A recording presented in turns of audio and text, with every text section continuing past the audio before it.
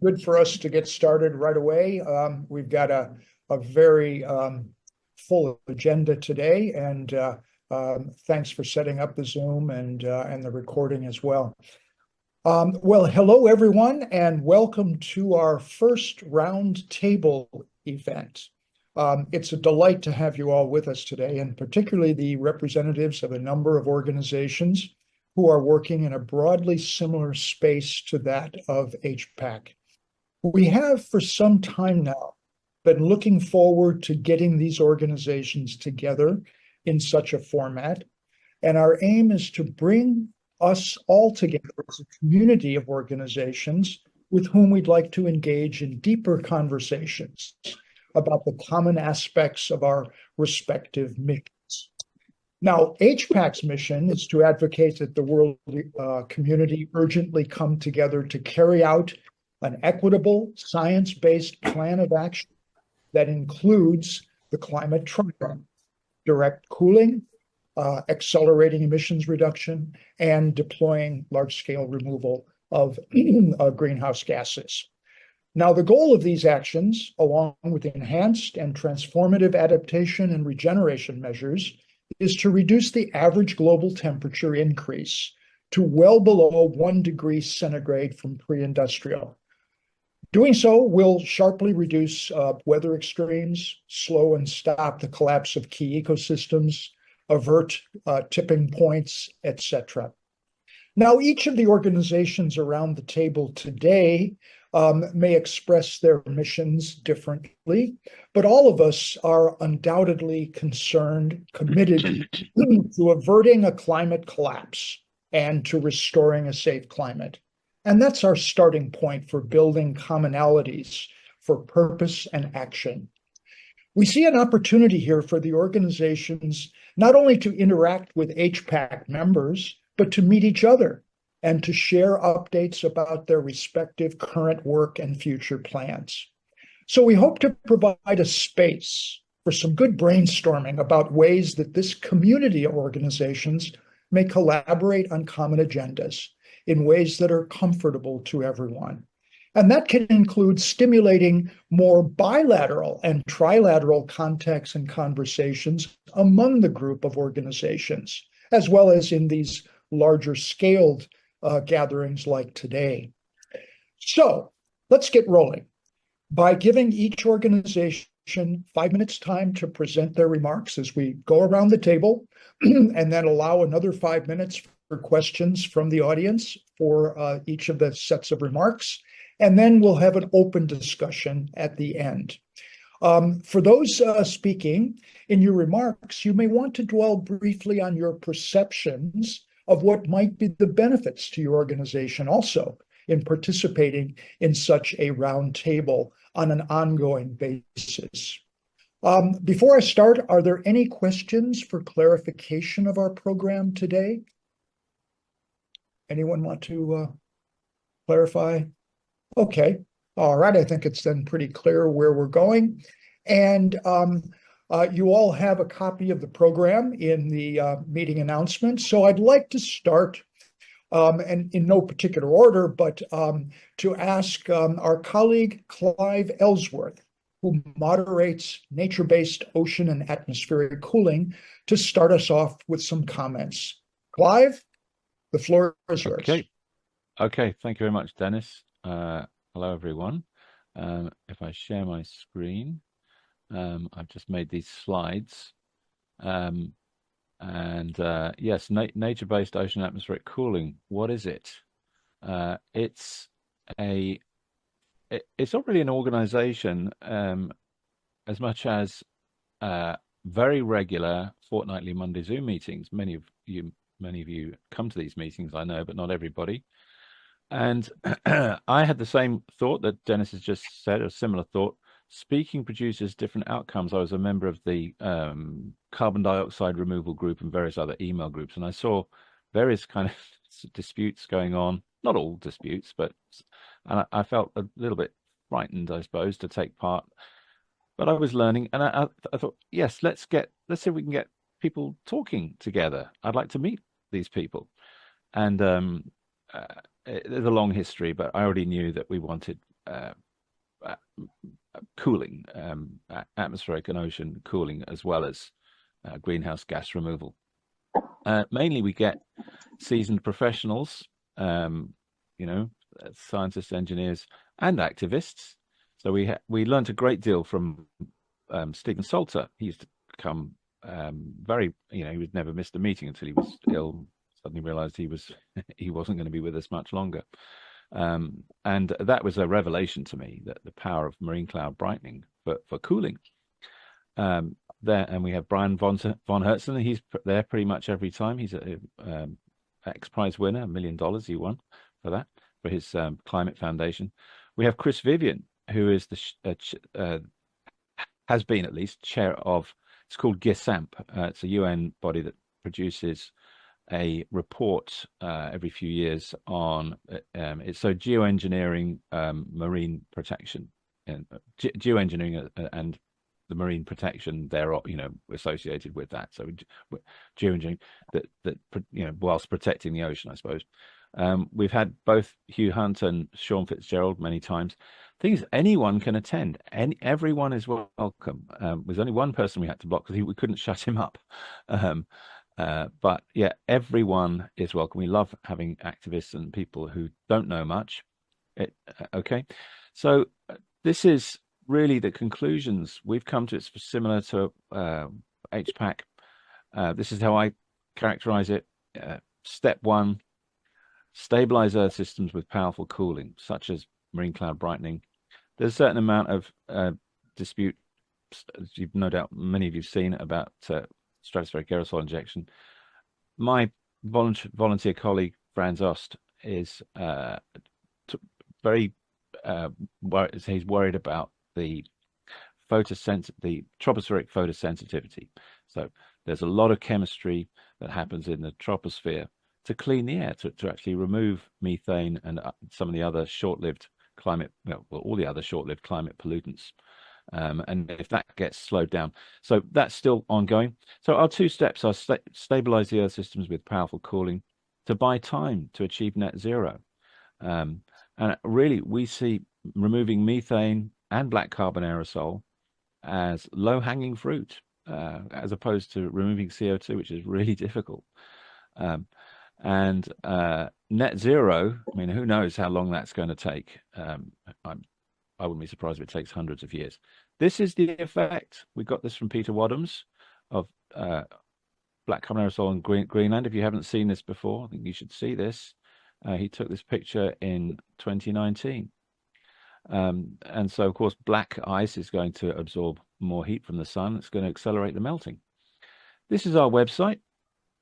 And so we'll say very clearly, we believe that net zero won't be achieved in time to avoid disaster. Without cooling, cascading tipping points will occur in the next decade or so. Sunlight reflection methods provide powerful cooling, and it could buy time, as I've just been saying. And our approach derives from lots of people. Saying more about the kinds of people. So my background, I teach IT for a living, but I have enough spare time to volunteer closely with Franz Ost. So I don't know if you can see, can you see, he's holding up a piece of rock. We went to see him, my wife and I, last year in Germany. Can you see? This is a piece of petrified wood he gave me that's 300 million years old from the Carboniferous period. So that's 5 times as old as the T-Rex dinosaurs. He's a very keen geologist, and he's been thinking about Earth systems since he was a teenager, pretty much. He's the pioneer of iron salt aerosol, which is the way that mineral dust removes methane from the atmosphere over the ocean. And as it goes up to the top, boom, it goes back down. I think someone might need to go on mute. And together, I've learned a great deal about chemistry from him, photochemistry. We've developed more powerful methods. Recently, we realized clouds, small cloud droplets, will be removing methane, because we've seen papers recently that small water droplets have a very strong oxidative effect that must be removing methane. We'd love to get some funding. We'd love some people to look into that and measure the oxidative effect of clouds There's so much that could be done here, and we regard it as low-hanging fruit. So Franz, his enthusiasm is very infectious. For me, his motto is "Do as nature does." So this is really the source of the name of this group: nature-based ocean atmospheric cooling, natural process. He says, look, they're proven to be safe. It's just nature doing its thing, and planetary scalable, often at low cost, relatively low cost, and minimal harm to ecosystems. So that's where our nature-based comes from. And here's a slide from the HPAC, from one of the HPAC members that, again, John Cole often comes to our meetings, and they've been producing, he and his team producing, many of you will have seen this, the pillars of the climate triad, which we very much agree with. That's it. That's NOAC. Very good, Clive. That's a terrific way to jump things off. Let's open up the floor. Anyone have any questions for Clive or comments on his remarks? Okay. Well, Greg, Greg's got his. Yep. Go ahead, Greg. Thank you. Clive, it's Greg Slater. On your slide where you mentioned it may possibly take hundreds of years to reach net zero. I mean, the goal of the powers that be is right now 2050, right? Or 2060 for that? Yeah. And you're saying hundreds of years. I wouldn't be surprised. But I don't have any belief that we'll make 2050 or 2060, but I mean, just wonder a scale of multiple hundreds. Did you back of the envelope estimate that? Back of the envelope. Who knows? We don't know. Does anybody know? Yeah. Okay. We don't know. Well, yeah, sure. That's quite startling, though. If you show that. I see. There's a gentleman I follow a lot, geographer and geopolitical advisor, Peter Zeihan. Some of you might have seen. I put up links from time to time. One of the things he says is globalization is going away slowly.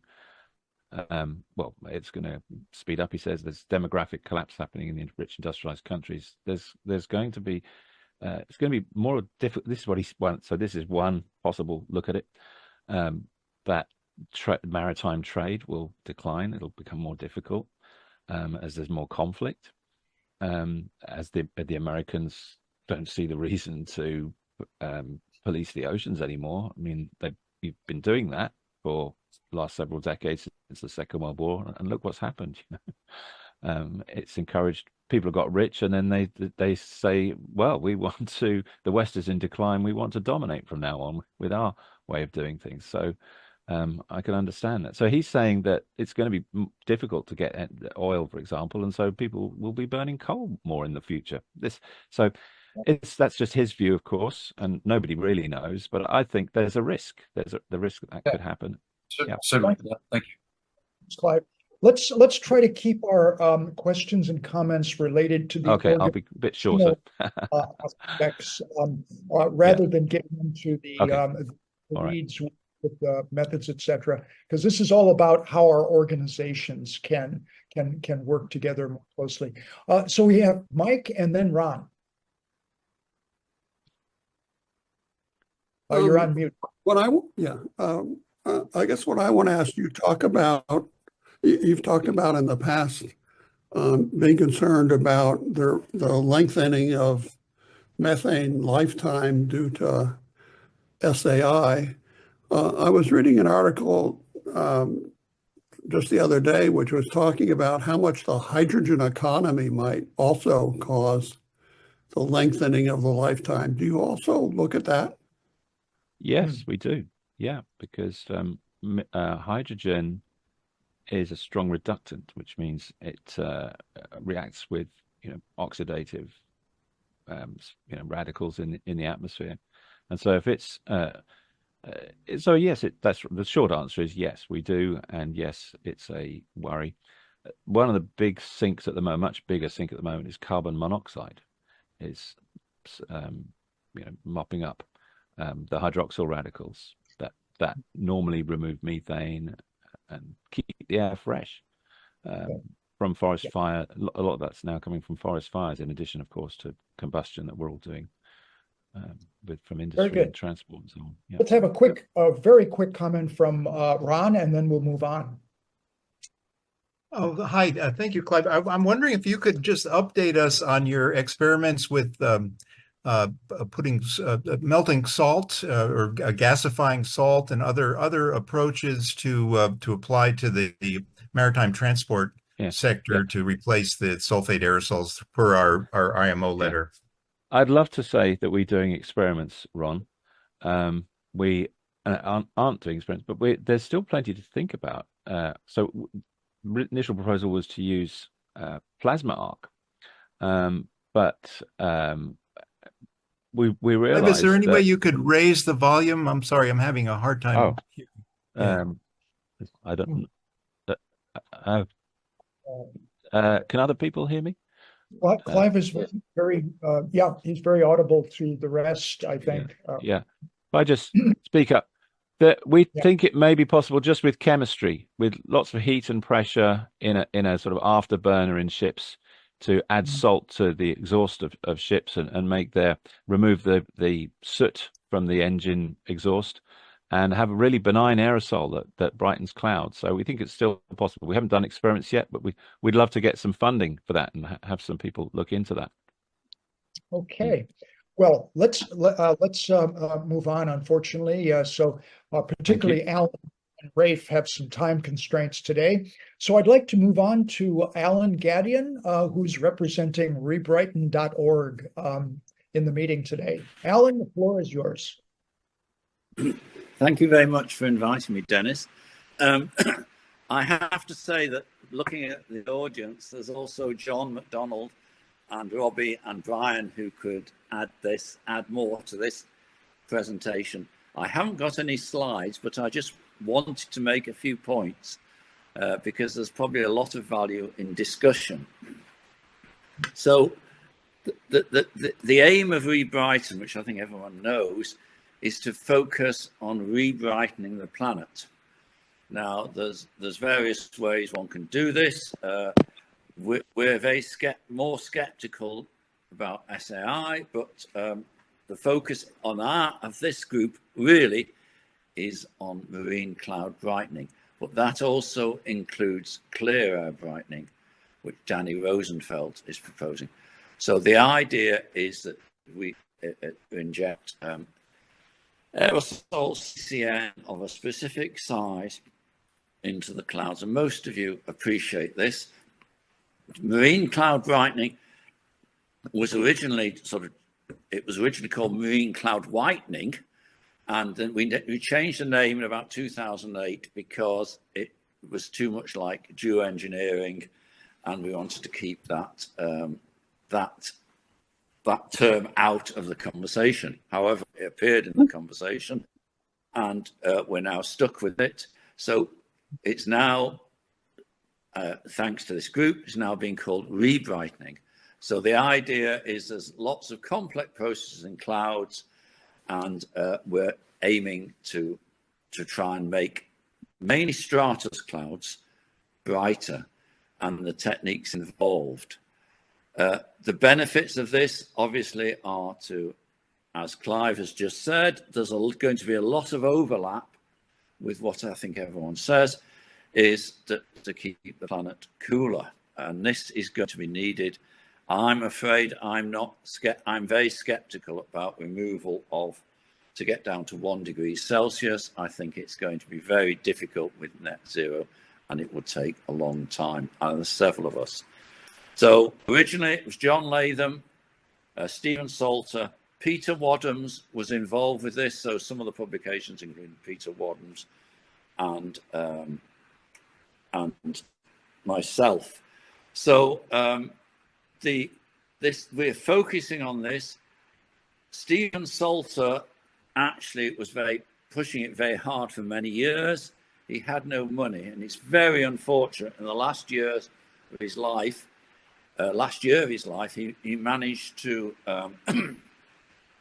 He used to sponsor his PhD students, and one of the companies was sold to Mitsubishi, and he suddenly found himself with £3 million. And he actually built the OCT lab. And the idea was they were going to develop this, but it came too late. The Re-Brighton group now has got Robbie, Brian, and many other people. There's Andrew here who joins along, and Rebecca, and people from around the world. But it is the focus of this. And maybe it's my understanding, or my particular interest is on the meteorology of doing it. And having, in the UK, we just had this ARIA grant award of I don't know, £57 million. And it was focused on rebrightening. And this is a huge achievement for the work of Salter and Latham. However, it does seem to have been hijacked, as Andrew pointed out, several by many scientists in the UK who actually opposed the idea of marine cloud brightening. So it's extremely unfortunate. And recently I've just been told that I don't really understand marine cloud brightening by one of the reviewers of my proposal. And it's very, very frustrating. So I don't want to go on too much because I'm sure the others could say something. But what you asked the question about, what is the advantage of having a group like this or a roundtable discussion? And it's becoming it's always been very apparent to me that if you're putting a grant application in, or you're trying to get an idea accepted, the more international participants who are working on the same wavelength as you can help. So Ron was talking about the ships, and I came along with Ron to try and help him out with that. And it helped in his publication, I think, to have support from outside. So I could see this organ, although we have different views, I think it would help a lot, because there are opportunities, grant opportunities. Stephen Salter's lab has got very upset because he was the first one to invent a spray generator. And they put some money in for ARIA, and they were told it wasn't worth following it up. They weren't going to put any funds in it. And it's Salter and Latham and people like that who actually, in the ARIA bid, marine cloud brightening, they actually invented the topic. And they've now been told that. So they're looking for philanthropists to fund it. So it's very sad, and I've just written a letter to new scientists, but I get very despondent in the UK. For example, we used to have a brilliant Cardington field station which measured boundary layer, and the government has just decided that this is going to be closed down. There isn't any funds for this. So I think we're going to have to, a lot of the work the cloud physics work that was actually carried out initially. So I would say that I think it always helps to have people collaborating together, and even more so now, because national governments are taking, some of them, well, I can always remember Phil Rash in the US saying to me, you can't do any more work on climate, but you can do work on clouds and radiation. And one of the previous governments in the US, so he had to sort of change the emphasis.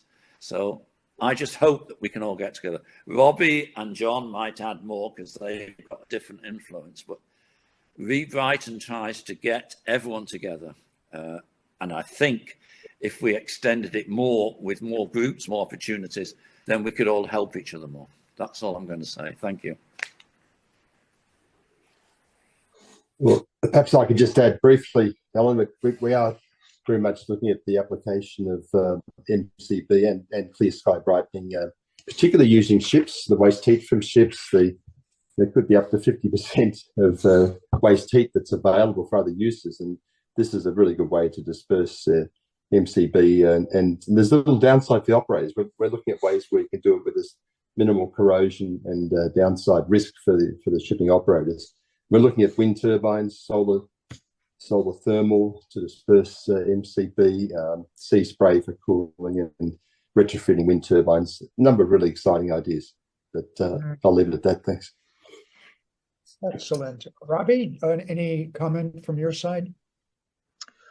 Well, my interest is the strategic vision and the just understanding politics, the culture, the barriers, and so I see marine cloud brightening, as James Hansen has argued, as the most innocuous starting point for cooling, and but the big questions, I think, are how to gain permissions, how to gain social acceptance, and so that's been a focus. And as Alan mentioned, none of the colleagues of Stephen Salter were successful in the UK ARIA bids, and that's a matter of great concern and one that we wish to pursue further. Thank you. Okay, very good. I see we have 3 more hands up, but I'm afraid we're spending more time than I had estimated. I hope that the 3 guys who have their hands up could hold their questions for the open session, because I do want to finish with the remainder of reports. And fortunately, I suppose a few of the speakers from organizations haven't arrived, so we'll have actually a little more time for each. So moving on, we have Rafe Pomerance, who's known to so many of us, and his group on sea level rise. And I know, Rafe, you've got to leave soon, catch a train or something. And could you share your remarks before you depart? Delighted. Thank you, Dennis. Can you hear me okay? Everybody in? Very well. Very well.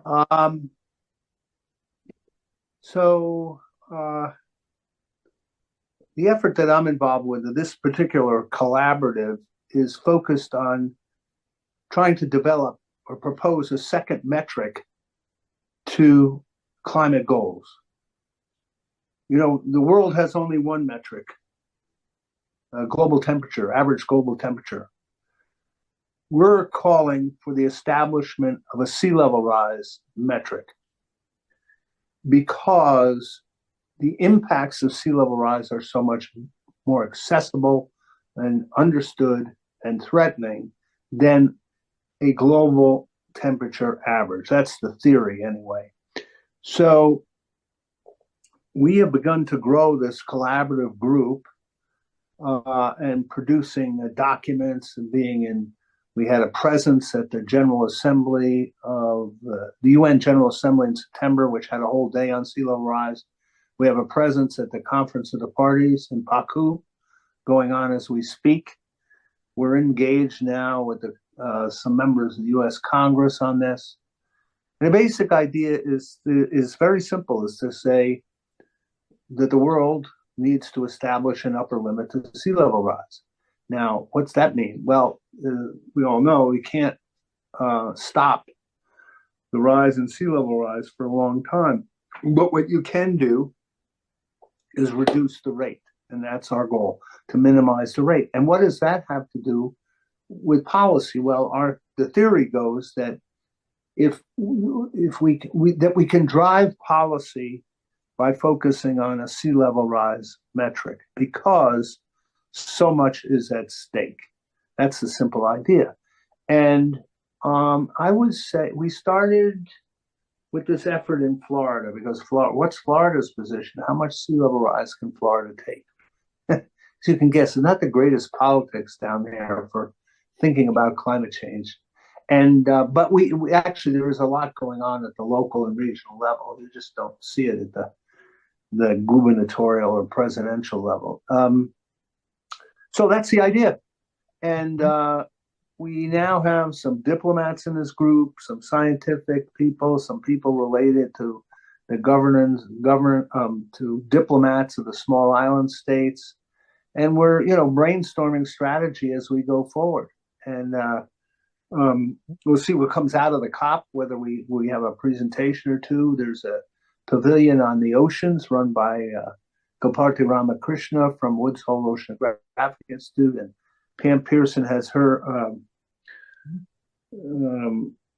her pavilion on the cryosphere. And of course, one of the subsidiary goals of this, or things that we'd like to bring out, is that sort of Antarctica and Greenland become the poster children of the world. I don't know if that's the right terminology, but the catastrophic impacts, as we all know, that are to come without huge success on this score, so as a subsidiary matter, when we say lower the rate of sea level rise to a minimum, then sort of say, and save Greenland and Antarctica. Now, I'm a policy person, I'm an organizer, I'm not a scientist, so I think of these things as, how do you move policy? And I think hopefully we'll have something significant to demonstrate coming out of the U.S. Congress soon, some representation of real interest in this. So that's it. All right, very good. Very, very interesting. And we have a couple of hands up, Alan and then Ron. Very quick question, Rafe, because this is very interesting. I sit as the advisor on hazardous weather for the UK new nuclear build programme, which is a $100 billion programme to build nuclear power stations. And EDF got me shut off, and then they all wanted me back on again because I was arguing they had to spend $2 billion on extra sea walls around some of their plants, the new plants. So my question is, could you keep us informed? It would be very useful, because even today I've had a request for projections of sea level rise and what can be done about it, because a lot of nuclear plants are based very close to the sea. And getting data on projecting, not now, but so I'd like to register. Very good. Well, very good. Okay. Yeah. And I should mention that you all have access to the email addresses of our speakers today, Alan, Rafe, and all of the others, so that you can follow up offline on these kind of issues, which bilateral. Yeah, and I could also say that we have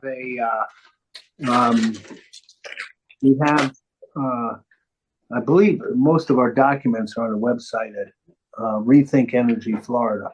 If you're interested, I believe I did co-author a piece, I don't know, last year in Foreign Affairs on this. And anyway, we managed to produce some op-eds, the Foreign Affairs piece, a good piece in National Geographic. But we have a bit of momentum. We'll see. We might have something fairly hopeful coming out of the COP there or from the Congress soon, which I'm happy to share as soon as we have it. Very good. That's Rethink Energy Florida. Yeah. Okay. Ron?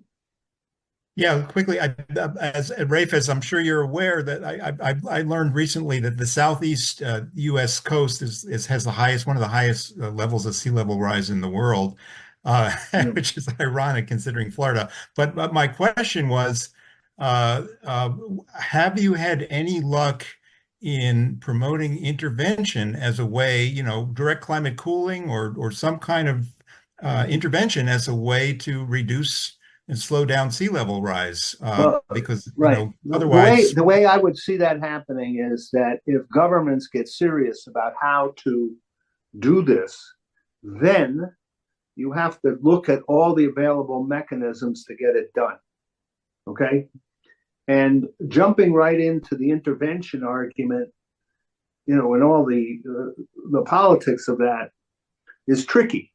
But if you come at it from the other end, which is, oh my God, we've got a catastrophe on the way here, then you go about modeling or looking at all the different avenues for reducing the rate of sea level rise, then I would assume that intervention emerges out of that.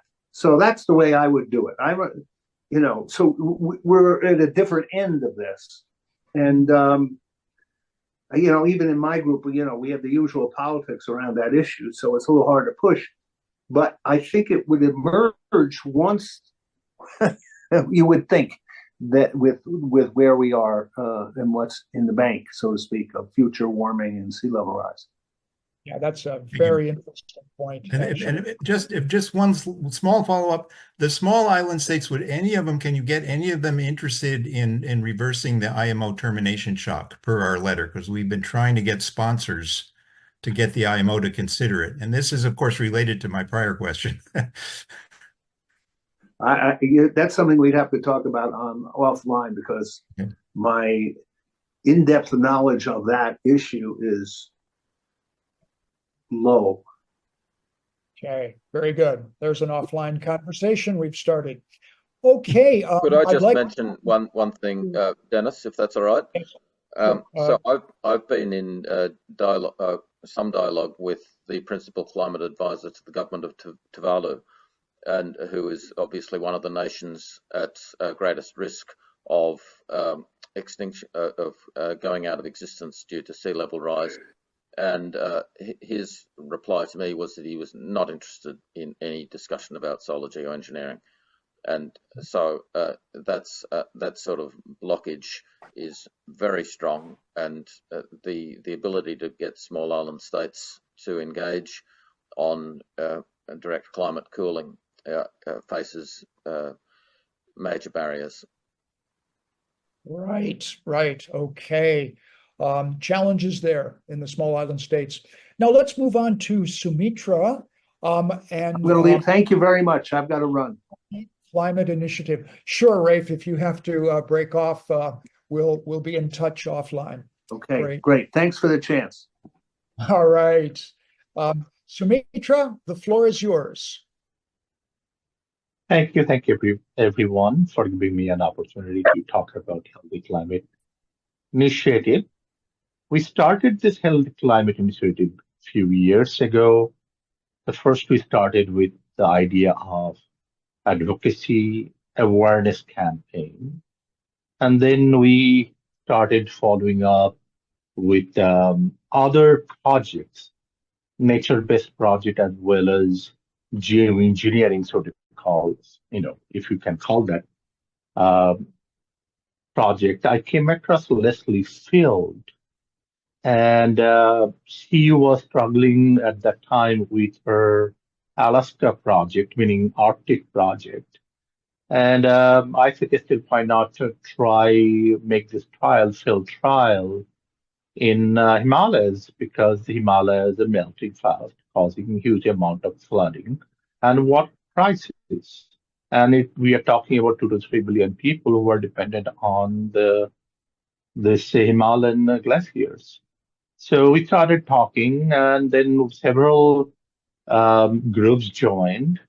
And then finally, we got IIT, Indian Institute of Technology, a premier institute in India, to collaborate with us. And now we have a collaboration. We started phase 1 trial in the Himalayas, a place called Chotashigri Glacier. We started that. And the idea is in 3 years, we'll see that whether we can come up with a reasonable solution at least, or at least the impact. We are looking into not only the melt, but also we're looking into the impacts, what kind of impacts that it could have on the water or on the flora and fauna in that area. So all we are looking into that. So giving 3 years time frame for that. In the meantime, we are also getting involved with indigenous people in India to do a project that would sort of, uplift their economy as well as plantation. So right now we are trying a project in the central India with the tribal community called Gonds to regenerate forest of about 1,000 hectares and expandable to 5,000 hectares. So that project is right now happening. What really interests me when I met this group of people in person last year, that they have this huge amount of properties, and it is a community forest, but they are extremely poor. They do not have even school and medical facilities in that area. I mean, the school I saw, elementary school, or the actual secondary school, it's a two-room school. All the children are pushed into that those 2 rooms. And there is, you can imagine what kind of education they are getting. So I thought, well, not only it can help in reducing carbon footprint, but also, and biodiversity as well. But at the same time, the money that will be generated from this project would directly go to the community. And community will be beneficiary, and they will be the undertaker of this project. So we are working with that community. So that's another project we have undertaken. Lately, after working with all of you, with Leslie and others, I realized that, the immediate need. Yes. Okay. Any question for me or? No. Okay. So what I realized that, we need to cool the planet because we don't have the time to wait 40, 50, 60 years. You take your pick. I don't know what time frame it will be decarbonized.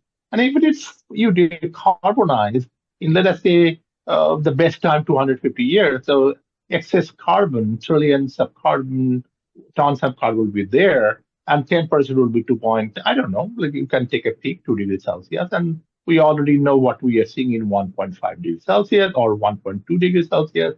We could imagine what we would see in 2 degrees Celsius.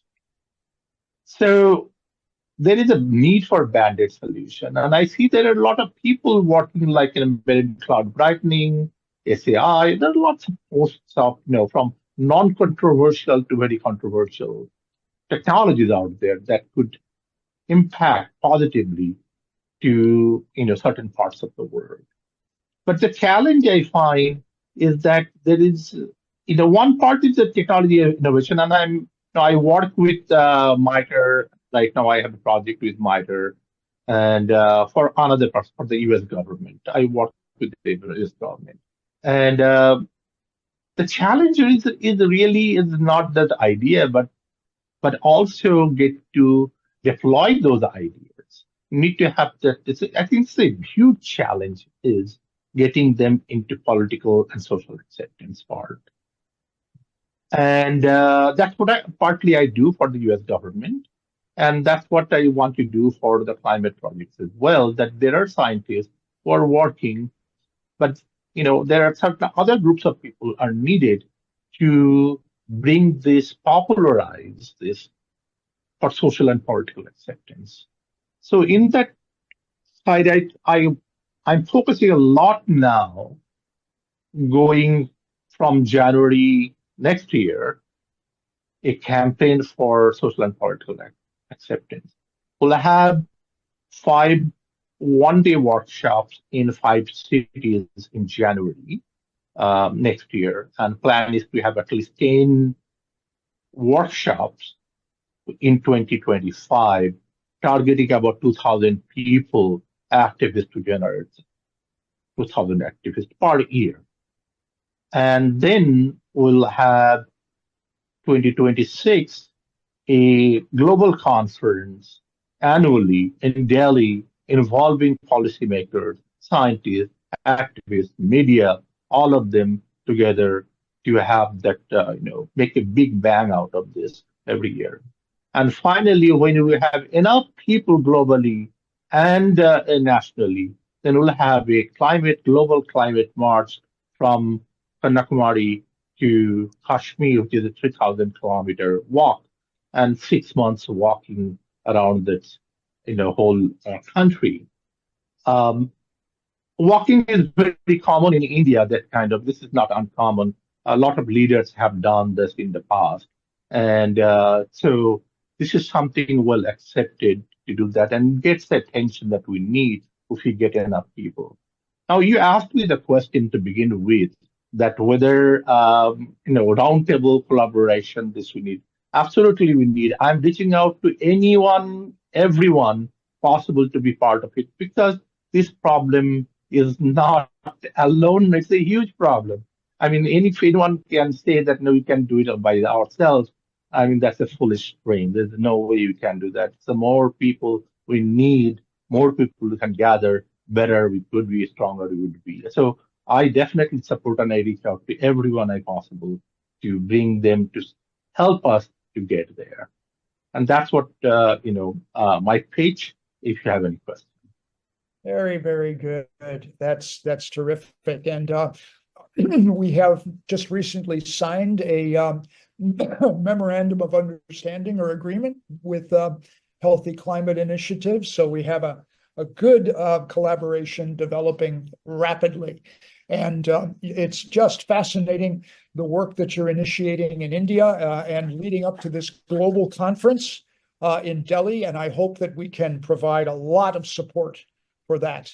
That sounds like a fantastic watershed event, particularly for India, but globally as well.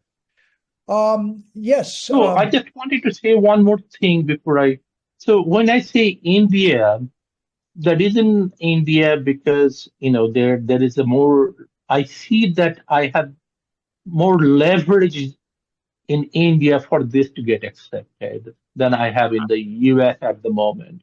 But what I believe, as I learn from this country, I want to bring it to the US as well.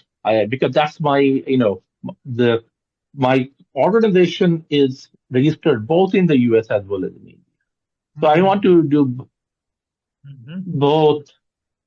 So that's what I'm thinking. As we learn how and get more connected in in India, I want to do this is US. So if anyone can help, and we can talk about this thing, how we could do this in the US, how to get the policy makers involved in this process, I'll be very happy to do that.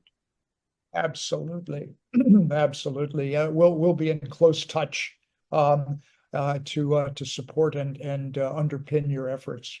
That's just great. Well, two of our organizations haven't been with us today, and so actually I will turn to our last speaker, who is well known to many of us, Viktor, from the Operaatio Arktis. And Viktor, of course, you and Ani Pokela joined us very recently and gave us your views. And so you just might update us a little bit beyond what you informed us a few months ago, and let us know how we can continue the conversation. Viktor? Thanks, Dennis. So that's right. I'm from Operaatio Arktis, which is a Finnish youth-led climate strategy agency. Our goal is to preserve the polar ice caps and try to stop tipping points in the climate system from being exceeded. So similar goals to everyone else here, I suppose.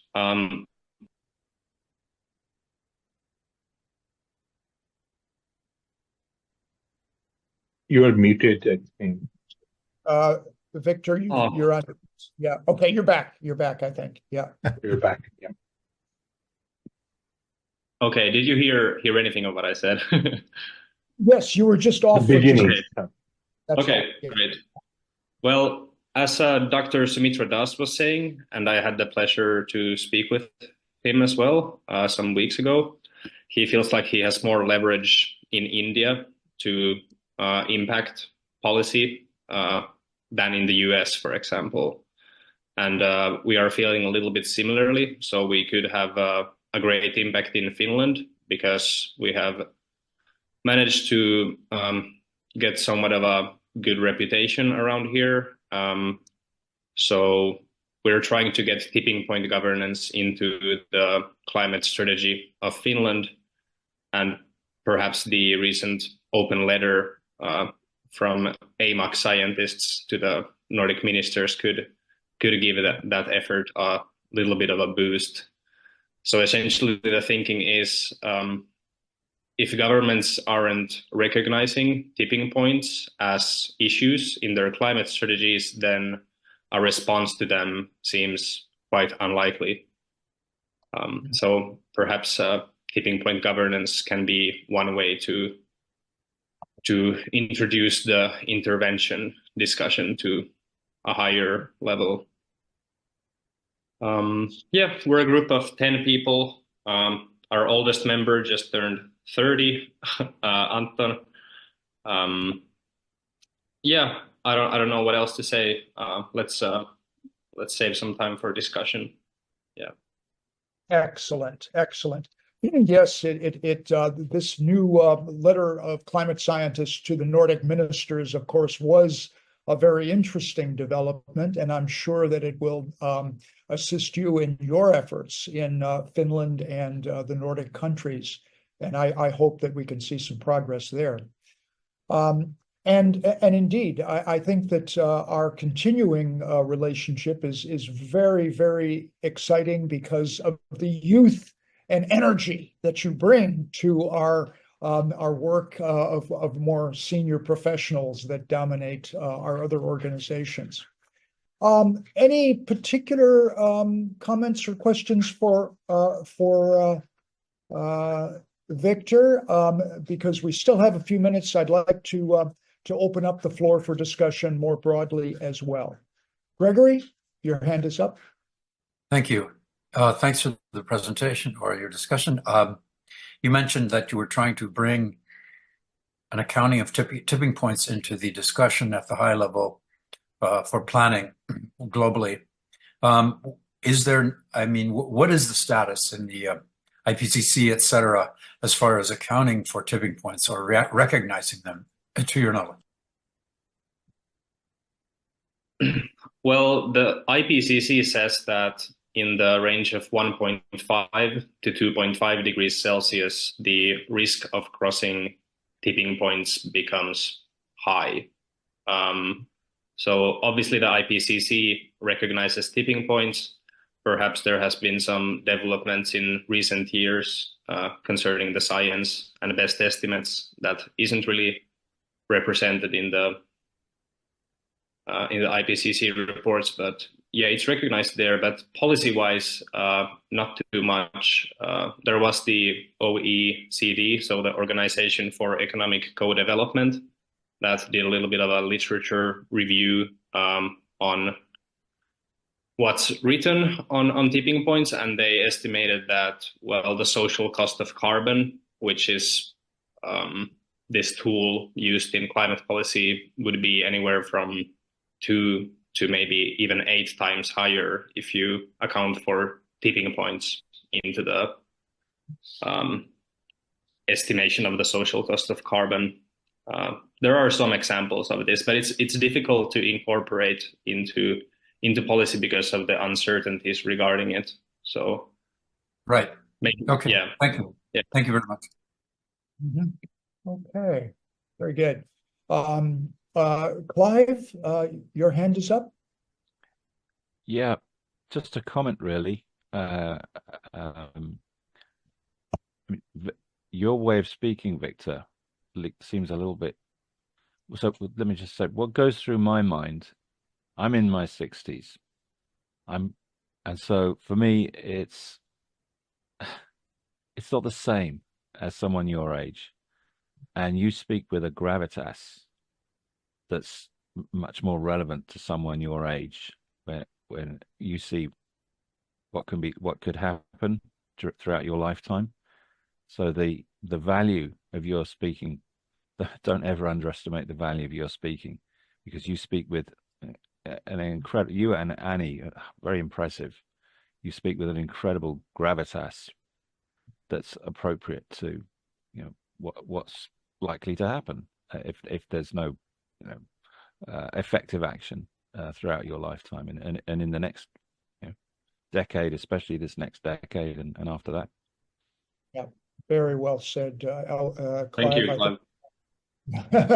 Sure. We all feel very much the same way. Yeah, thank you very much, Clive, and thank you, Dennis. I'm going to have to go because I'm flying to Tasmania. But thank you for inviting me, and I'm glad I've turned up. Thank you very much indeed. Very good. Good luck, Alan. I'll get back to you. This is Soumitra. Yes, and we're just about the end of our 1.5 hours, and so perhaps if there's any others that may not have spoken yet that would like to say a quick comment No, before. I think there's another half hour to go, Dennis. Oh, we do? We have another half hour? My goodness, you're right. Yes, indeed. So we do not have a time constraint after all, since two of our speakers didn't join us. So let's continue the discussion. I don't see any hands up, but would anybody like to jump in? I'm happy to, Dennis. Earlier today, Robert Tulip described the strategic approach of how to approach the need to re-brighten and recool our planet. And I'd like to complement that with some initiatives we're doing at Re-Brighten to identify decentralized ways in partnership with groups like the Healthy Climate Initiative. We are looking towards community-led and community-based approaches. In India and in other countries, community-led efforts are able to reduce a lot of the bureaucratic red tape that's associated with getting projects off the ground and actually putting out requests to communities, a request for proposals from communities to be involved in, let's say, the early adopter phase of re-brightening our planet with marine clouds and sea ice presents a unique opportunity for a decentralized and community-led approach. Now, unlike a lot of interventions, like stratospheric interventions and whatnot, tropospheric marine clouds and local sea ice can be done at a community level. And that presents a frontier of active progress that can be made with boots on the ground and fins in the water.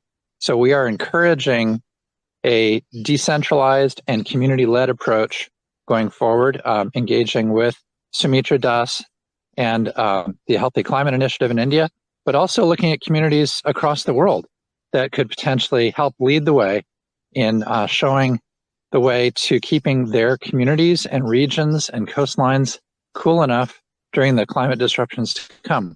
So I encourage people to get in touch with us at Re-Brighten and at climatefoundation.org to explore how we can build upon that community-led approach on land and in the sea. Thank you. Oh, great, Brian. Great comment. And you know, your words remind us of the incestuous nature of relationships among Re-Brighten. Many Re-Brighten members are members of HPAC. Re-Brighten, a connection with the Healthy Climate Initiative. This is the sort of thing that we can really build on, and take it forward as we go. By the way, while we're on the subject of Re-Brighten, and before I go on to our other hands up, one question from my side is, does Re-Brighten have sessions? Does it have meetings that some of our participants might like to be part of, to attend from time to time? Yes, I think we have weekly meetings, and they tend to be on Wednesday mornings in Australia and Tuesday afternoons in the United States. And we'd love to engage. We try to do it early enough that we can engage evenings in Europe as well. So feel free to get in touch with us or go to rebrighten.org website and express interest in participating. Yeah, and you might consider putting your announcements of your meetings that are more open on the HPAC Google groups, so that HPAC members are aware of them. Great. Yeah, that's something we could look forward to. We'll go back to Soumitra and then Robert. Thank you, Dennis. So, expanding what Brian said on this, so anyone who is interested to do, any field trial or community-led engagements in India, Bangladesh, those are the two countries I can have leverage in those two countries. I'd be very happy to engage that, or any help you need. It would be my pleasure to do that, get involved in those. That's number one. Workshops we're doing, we got a lot of good areas. IIT Bombay now is hosting our project, which is very, well-known institute, probably one of the biggest IITs in India, probably now, if not the biggest. They have about 50 to 60 PhD students on climate change related subjects. And they have a huge, they are building a climate center. So our workshop will be their newly built climate center. It's a one-day workshop. And we are going to engage IIT Bombay faculty in, so they invited me to talk to the faculty who are doing climate research. And many of them are doing climate interventions, I came to know. So I'm going to talk to find out if there is any opportunity for IIT collaboration. Having IIT engaged is one of the benefits is that you get it's a central government institute, the most prominent institute. So people tend to, accept from the government to, even at the lowest level, easy to get acceptance. For example, our Leslie's project is a collaboration with IIT Indore. So it was easier to get all approvals and things like that. It's easier. So that's the second part. If you are interested in participating in the workshop now or in the future, please let me know. We'll be happy to have you in the workshop. And definitely we need to talk about the conference. I'm going to create a steering committee with multiple, stakeholders in January after I come back in February, and we'll create a steering committee. It will take probably 6 months to a year of preparation, if not more, preparation to get that level of conference. So I will create that. So please, contact me if you're interested in that. We have to create a big, strong impact that the whole throughout the world can hear that impact. That's what I'm envisioning, that kind of conference. So that's the collaboration part. I just wanted to ask you to help in this. It's our project and our work. We have to do work together. Definitely. It's very exciting, the initiatives you're taking in India, and we're going to follow closely and see how we can really get engaged and support that. And really explore Indian leadership in this area of climate triad. Robert, I think you're next. Thank you, Dennis. It's great to have this round table of organisations that are small but united by a commitment to cooling the world. And there's a really compelling scientific basis for the shared vision of the need for cooling. However, what we don't really have is a shared political vision, and I'd like to draw attention to the just the major challenge that's presented by the election of Trump, and the really emboldened nature of climate denial in the world. Like I follow some conservative media where there's just really aggressive rejection of climate science, and so one of the things that comes to my mind in that context is a sense that the climate policy community have oversold the potential of emission reduction to deliver climate stability, and as a result have generated a major backlash. So I see a lot of the conservative denial as representing a backlash, and so it raises this question of how cooling can be framed in a constructive way. Like, is it something that needs to be integrated with policies that are rejected by conservative people, or is cooling something that can be taken as a standalone? So, like, there's been discussion, for example, about Elon Musk and his interest in innovation and new methods, and so there is the potential for constructive conversation even in this difficult environment, and yet there are major barriers to that conversation, because many people would say any action on climate change really just has to be put on hold under the Trump period. So those are just some thoughts about where we stand. Thank you.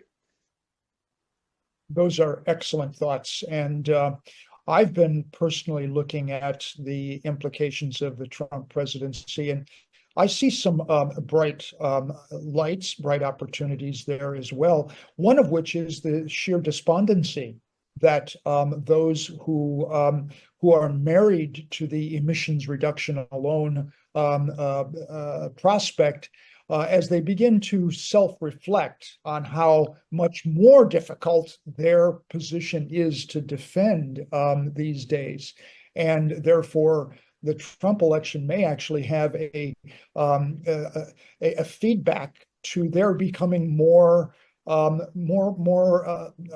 favorable, more interested in the full triad, as opposed to previously. So we'll have to see how this really plays out, actually.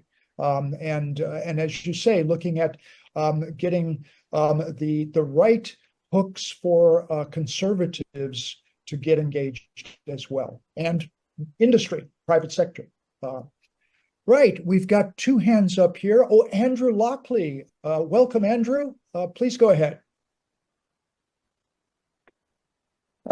Yeah, I just want to comment on the Trump stuff, which has occupied quite a bit of discussion, particularly in the pre-meeting. We ran a survey at the Geoengineering One Twitter account, and the sort of broad consensus was that it's going to be less impactful on SRM than on other forms of climate action. Trump may be a denier, but Elon Musk is certainly not. And he's also got the capacity to launch SRM directly using the Starship platform, which he's scaled very effectively. The Falcon 9 is the main platform, but Starship's now coming online, and we'll soon be able to do sort of 100-ton heavy lift. But that's just in the payload bay. If you count the actual fuel tanks as well, because obviously you don't need the same amount of fuel to get to the stratosphere as you do to get to low Earth orbit, you're probably looking at somewhere in the order of 1,000 tons. So if you've got 1,000 launches, which is only 3 a day, then that means you could do pretty much the whole of the SRM you need just with Starship, right? Now, I'm making some pretty rough engineering calculations on the fly here. I've got a paper forthcoming that looks into this in more detail, not doing too much sort of quantification, but it gives a bit of detail on the methodologies that might be used. And I think that if you actually probe the right-wing climate deniers, they don't deny climate change at all. They just want to use every possible rhetorical technique to avoid taking action. They're not stupid people. Generally, they know they're talking rubbish, but they're talking rubbish for political reasons. And as soon as you give them a get out of jail free card, which is that you spend low numbers of billions on a deliverable scheme to tackle climate change, they'll do a rhetorical volte-face, and then you'll be on the SRM track. So I'm actually quite hopeful for the Trump presidency. I generally am quite cynical about the possibility of climate action. If you look at the trends historically, what we've seen typically is that underlying economic trends in the cost of solar panels and electric vehicles have predominantly driven the electrification and the renewable domination that we're now seeing in the world's power systems. If you look over the last 40 years, policy's made no difference at all, or very little difference. You could barely detect it on the chart. So for all the kind of hot air and machinations and finger pointing, none of it makes a blind bit of difference. It's all been driven by fundamental economics. It's happening whether you're conservative or whether you're a liberal. It doesn't matter. We're still electrifying. We're still building a renewable heavy grid. And we've still got residual climate change to resolve. And frankly, the lack of ideological opposition from political conservatives towards SRM is perhaps going to move us forward in the climate debate and not backwards. And, bearing in mind that Trump hasn't taken office, I think the new Trump presidency is going to be very, very different from the old one, particularly because Elon Musk is, to all intents and purposes, vice president now. And I'm actually quite hopeful. And you've got to also recognise that despite the significant investments in CDR that have come from the Inflation Reduction Act, nothing will happen in early decades as a result of CDR in terms of actually changing the climate situation. So you can make a fairly convincing case that the Democrats and the political liberal movement in the UK are just simply getting in the way nowadays. We could, I think it's perfectly conceivable that we could conceive of a set of political situations in the US where the Republican Party actually takes much stronger action on managing radiative forcing, even if it's not actually reducing the underlying greenhouse gas emissions. And, I for one would rather live in a world that's rather cooler with a little bit more carbon dioxide, and it will only be a little bit more carbon dioxide because there's only so much that the US can emit in 5 years when it's not even the world's biggest emitter anymore. It's only going to be, 5 years. It's going to delay emission cuts if indeed government policy in that area makes any difference. But in 5 years, you can go a hell of a long way in SRM, and we might end up in a much cooler world. But it won't be a good world, of course, because unless it's approved by political progressives, it has to be a bad thing, no matter how much it saves lives, no matter how much it cools the world. If the liberal establishment doesn't like it, we must all agree it's a very, very bad thing. Some very perceptive points, Andrew, very perceptive. I see Aria has raised her hand, so I'll give her the floor first because Ron has spoken a number of times. Aria, please go ahead. Hi, Dennis. Thank you very much. I'm outside and it's completely dark, so I'm not going to turn on my camera. Yeah, I just wanted to chime in here that I have been dreaming of a bill that incorporates the concept of the triad with accountability, financial accountability for the fossil fuel industry, and also an upper limit to sea level rise. So, if there was a way to enlist some help from some people who know how to write a bill and have some connections of moving it forward, which, perhaps we could open up some discussions with some people at some organizations who are doing that. I would certainly, to me, that would handle so many things. It would bring in the climate justice community, and it would really express that it's because of the fossil fuel industry that we are in this position to begin with, that if something like cooling needs to be paid for, they should be paying for it.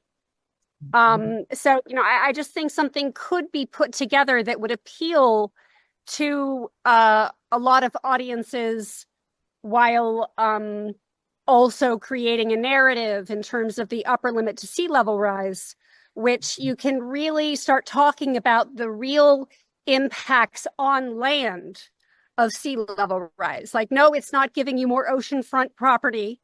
Actually, what it's doing is, infiltrating the water supply system, cutting down our ability to use water in our homes, to have access to it, as well as dangers to nuclear plants. So I think there could be a really strong narrative around creating that kind of a bill. Wonderful idea, Aria. And Mike is here, who lives in Washington, D.C., and is a member of our U.S. federal government working group. Yes. Herb is there as chair of the working group. Bruce Parker, I hope, will be joining us. He lives in Northern Virginia. And I suggest you join us at the next meeting of the working group so that we can actually talk about that formulation that you mentioned. And when did you say it is? What day, time? We haven't got a meeting scheduled Okay. at the moment.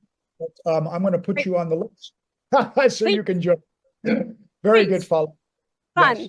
Okay. Thank you. Great.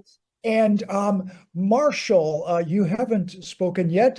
Delighted to have you with us. Why don't you go ahead, and then I'll move on to Soumitra and Robert. Yeah, I've been enjoying this entire format. I think it's a great format for everybody, hearing different perceptions and opinions, and some science. And I know some of you folks here, but not everybody. So what I want to comment on was the comment about the election and the people that are going to be. I just saw something come across my cell phone which says that Trump is going after Elon Musk right now. So I don't know if Andrew's ideas are going to work, although I'm sure Elon Musk is in and of itself could fund a lot of things. But setting that aside, we're doing projects around the world, and I think looking at it from a unicentric view, like the United States versus the rest of the world, I don't think that is really appropriate. I know that the United States is going to have its issues with the Trump administration and everything, but right now we're working in Europe, Africa, and Asia, as well as the United States. And even if you get slowed down in one area or another, if you have a long-term vision, this is my opinion, if you have a long-term vision, you can get a lot done over time. And I can tell you that Brian, who I've known for a long time, has been very successful in doing a lot of different things with his foundation, and he's worked also in Australia and also in Africa and other places in the world. So it's just an example of, if you stick to it and you put your mind to it, I think you can be very successful. So that's my 2 cents. Excellent. And Marshall, when you say right now we're working in Europe, Africa, Asia, etc., what organization were you referring to? Well, we're a commercial organization, and I belong to all these groups to have intelligence, as we say, and on the field. So we're going through a European Union climate bond under a taxonomy that prevents greenwashing from occurring. It's one of the only few things that actually works. I'm not talking about carbon credits or anything like that. So we convert waste into products that further reduce climate impacts. It's not all 100% going to do what all these other groups are doing. So I'm looking to collaborate with everybody and make sure that the job gets done. We're not the sole answer to it. I don't maintain that at all. I don't think any one group is. That's why I think what you've done here, bring this coalition together, I think is a very smart approach. And we're going to get results sooner, hopefully, rather than later. But we'll see. That's fantastic. And coming from the private sector, we really welcome that. Robert Tulip in particular has been really voicing strongly, build those bridges to the private sector. And I would love to invite you and Robert and I and others to join a conversation on that. And I don't know if I have your email address. Perhaps I'll put it in the chat. Yeah, and we could set something up. That could be very productive. Then we have Soumitra and then Robert, and then I think we'll have to close. Soumitra. Yes, thank you again. Also, I definitely agree with Marshall about the long-term vision. You know, all this government 4 years, 5 years will come and go, but we have to stick with this long-term vision, do everything what we need to do. We can move our agenda forward, despite whether it's Trump or Harris. We'll move forward with that. Also, we don't have any choice about it. So here is one thing I wanted to say with regard to Trump. What I understand about Trump, the relationship with Trump is very transactional. So given if we understand the past, I don't know in which orbit from Elon Musk will be after he becomes president. It's hard to say that. So closeness, today's closeness doesn't mean that tomorrow is going to be staying close. Having said that, what I heard from so far in the media that oil fracking companies, gas companies are very excited. They understand that they are going to, in Pennsylvania, all those fracking companies are going to start working again. So all those parts, that's the part so from the emission is going to get the backseat, the emission reduction. That part we understand that part.